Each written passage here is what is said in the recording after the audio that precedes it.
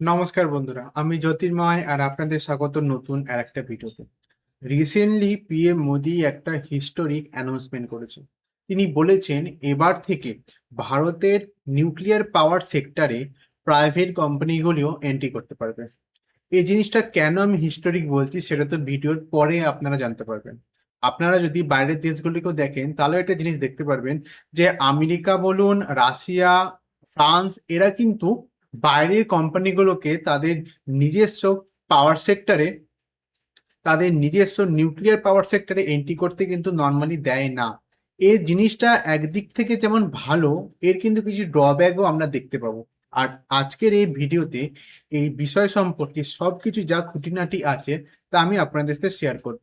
তো ভিডিওর শেষ পর্যন্ত সঙ্গে থাকুন। এবার আমি আপনাদের সামনে এই আর্টিকেলটি একটু দেখাচ্ছি। এই আর্টিকেলে পরিষ্কার লেখাই আছে, nuclear power sector set to open for private players soon. দেখুন, ভারতের জিডিপি দিন বা দিন তো বাড়ছে, এটা খুবই ভালো, কিন্তু এর সাথে স্বাভাবিকভাবে আমাদের পাওয়ার রিকোয়ারমেন্টও কিন্তু প্রচুর পরিমাণে বাড়ছে। সেই জন্যে আমাদের গভর্নমেন্ট এটা সেট করছে যে 2047 সালের মধ্যে 100 গিগাওয়াটস পাওয়ার আমরা তৈরি করব নিউক্লিয়ার সেক্টর থেকে। এটা যদি কারেন্ট সিচুয়েশনে আমরা দেখি, মানে এই মুহূর্তে কিন্তু আমরা সেটা 10 ভাগেরও 1 ভাগ করছি না। কেননা আমাদের এই মুহূর্তে যে পাওয়ার তৈরি হচ্ছে নিউক্লিয়ার সেক্টর থেকে সেটা কিন্তু খুবই কম, প্রায় 8.9 গিগাওয়াট। আর আমাদের যে টার্গেটটা সেটা যদি আমাদের অ্যাচিভ করতে হয় 100 গিগাওয়াটস, তো স্বাভাবিকভাবে আমাদের গভর্নমেন্টের কিন্তু প্রচুর এক্সপেন্স বেড়ে যাবে। আর সেই জন্যই হয়তো পিএম মোদি এই প্রস্তাবটা রাখছেন যে প্রাইভেট প্লেয়াররাও এখন এই সেক্টরে এন্ট্রি করতে পারবেন। আচ্ছা, এবার আমি আপনাদেরকে বলি যে ভিডিও স্টার্টিং এ কেন এটা আমি বললাম যে এটা একটা হিস্টোরিক অ্যানাউন্সমেন্ট। এখনো পর্যন্ত এখনো পর্যন্ত আমরা যে মেনলি পাওয়ার সোর্স যার উপর নির্ভর করে রেখেছিলাম সেটা কিন্তু কয়লা। আর আরো হয়তো ছিল কিছু আছে, যেমন হচ্ছে সোলার প্যানেল, কিন্তু মেনলি আমরা কিন্তু নির্ভর করে আসছি কয়লার উপর। এবার কয়লা কিন্তু পরিবেশের জন্য মোটেও ভালো নয়, এবং কয়লা আমাদের বাইরে থেকে ইম্পোর্ট করতে হয়, তো সেখানেও একটা এক্সপেন্স আমাদের যায়।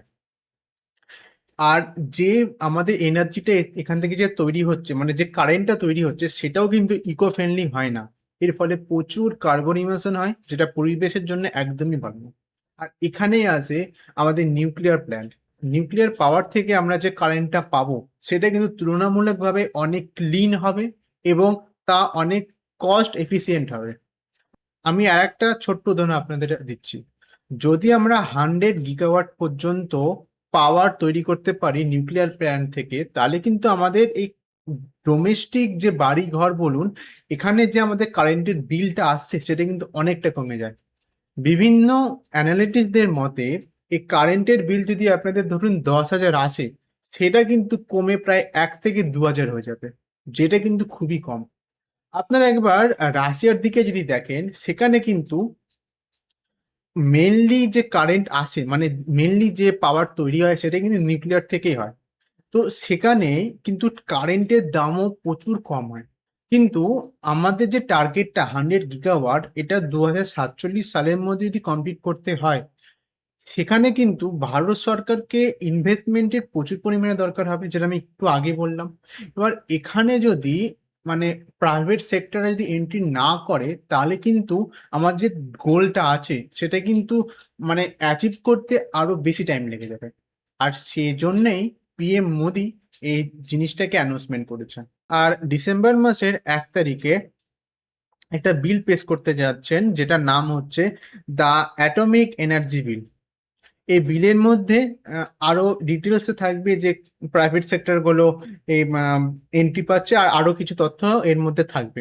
কিন্তু কথা হচ্ছে, এতদিন পর্যন্ত ভারতের মেনলি দুটো কোম্পানি কিন্তু নিউক্লিয়ার পাওয়ার সেক্টরগুলোকে চালাতো। একটা হচ্ছে ডিএই, আর একটা হচ্ছে এনপিসিআইএল। কিন্তু ভবিষ্যতে যখন প্রাইভেট সেক্টরগুলো ভারতে এন্ট্রি করবে, তখন কিন্তু একটা দুশ্চিন্তা রয়ে যাচ্ছে। কেননা তারা যদি সঠিকভাবে সব নিয়ম কানুন না মেনে চলে এবং সেফটি প্রোটোকলগুলোকে তারা ঠিক মতো না মানে, তাহলে কিন্তু নিউক্লিয়ার সেক্টরে ছোট্ট একটা ভুলও কিন্তু বিশাল বড় আকার নিয়ে নেয়। কেননা অতীতে আমরা অলরেডি দেখেছি চার্নোবেল নামে এক নিউক্লিয়ার রিয়েক্টরে একটা ত্রুটি হয়, যাতে নিউক্লিয়ার রেডিয়েশন লিকেজ করে। আর এর ফলে রাতারাতি একটা পুরো শহরকে কিন্তু খালি করে দিতে হয়েছিল। আর এই জিনিসটা কিন্তু কোনো ন্যাচারাল ত্রুটি ছিল না, মানে কোনো ন্যাচারাল দুর্ঘটনা ছিল না, এটা কিন্তু পুরোপুরিভাবে একটা ম্যানমেড ছিল। আর সেই জন্যেই প্রাইভেট সেক্টরের ওপর কতটা ভরসা করা যায় সেটা কিন্তু সময় বলবে। অন্যান্য যদি কান্ট্রিতে আপনারা দেখেন তাহলে একটা জিনিস দেখতে পারবেন, আমাদের যেমন শেয়ার মার্কেটে সেবি রেগুলেট করে, আবার ব্যাংক যেমন আরবিআই রেগুলেট করে, তেমনই কিন্তু এই নিউক্লিয়ার পাওয়ার সেক্টরগুলোকে কেউ একজন রেগুলেট করে। বাইরের দেশগুলোতে যেমন রাশিয়া বলুন, ফ্রান্স বলুন, আমেরিকা, এইসব দেশগুলোতে কিন্তু একটা রেগুলেটর কোম্পানি থাকে, যে এই সব নিউক্লিয়ার সেক্টরগুলো কিভাবে চলছে সেগুলো তারা নজরদারি করে থাকে। তাই আমাদের যদি প্রাইভেট সেক্টরগুলোকে ভারতে এন্ট্রি দিতে হয় নিউক্লিয়ার পাওয়ার বিল্ড আপ করার জন্য, আমাদেরকেও কিন্তু ঠিক এই ধরনের একটা বডিকে বিল্ড আপ করতে হবে, যে প্রত্যেক কটা নিউক্লিয়ার সেক্টরের ওপর বিশেষ করে নজরদারি দিয়ে রাখতে পারবে। ভবিষ্যতে যদি এই টপিক নিয়ে আরো যদি ইম্পর্টেন্ট কোনো খবর আমি জানতে পারি, তাহলে অবশ্যই আবার আপনাদের সাথে আমি শেয়ার করব। আজকের ভিডিও আপনাদের কেমন লাগলো কমেন্টে অবশ্যই জানাবেন।